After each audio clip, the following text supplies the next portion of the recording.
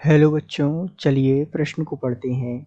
साम्यावस्था की प्रकृति गतिक होती है, इस कथन की व्याख्या कीजिए। तो आइए बच्चों, सर्वप्रथम प्रश्न को हल करने से पूर्व हम मुख्य अवधारणा पर विचार करते हुए विस्तार पूर्वक मुख्य अवधारणा को समझते हुए व्याख्या सहित इस प्रश्न पर चर्चा करते हुए इसकी व्याख्या अनुसार इसका हल को समझते हैं। सामान्य रूप से ऐसे प्रश्नों को हल करने के लिए हमें कुछ जरूरी बातों की जानकारी होना आवश्यक है। आइए हम उनको समझते हुए इस प्रश्न के हल तक पहुंचते हैं। जैसे कि हम सबसे पहले यहाँ इस प्रश्न के अनुसार जो कहा है कि साम्यावस्था की प्रकृति कैसी होती है, गतिक। इस बात को स्थापित करने के लिए हम आइए जो है कुछ जानकारी जानते हैं। जैसे N2 की अभिक्रिया जब हम कराते हैं 3H2 से, तो इसके फलस्वरूप हमें क्या जो है हमें प्राप्त होता है, इसके फलस्वरूप 2NH3।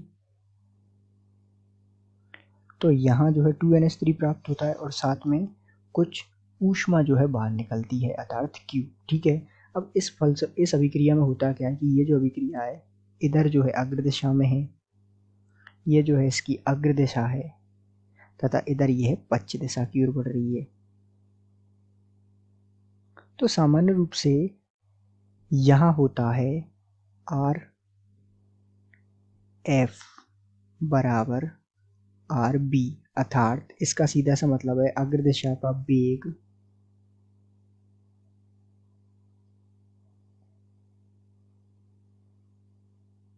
बराबर पश्च दिशा का वेग।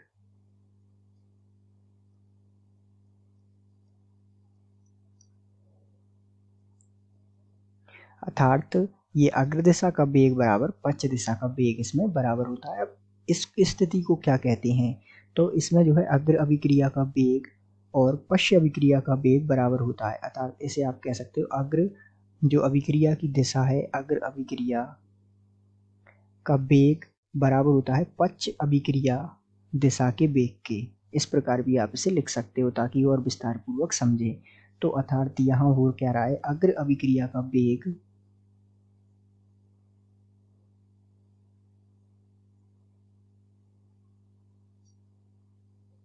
का जो वेग है जिसे हमने दर्शाया था RF से, वो बराबर होता है पश्च अभिक्रिया के वेग से।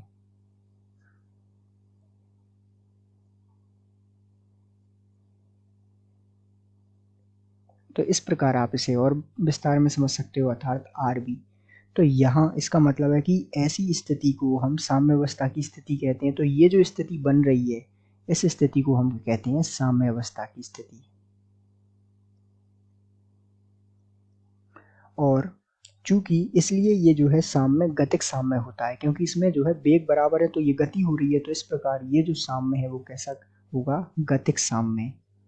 अर्थात RF बराबर RB की जो परिस्थिति है, इसमें जो साम्य हमारे पास होगा वो एक प्रकार से गतिक साम्य होगा। तो इन सारी बातों से हमने जाना कि साम्यावस्था की प्रकृति कैसी होती है, गतिक प्रकार की। तो आशा करते हैं आपको समझ आया होगा। धन्यवाद।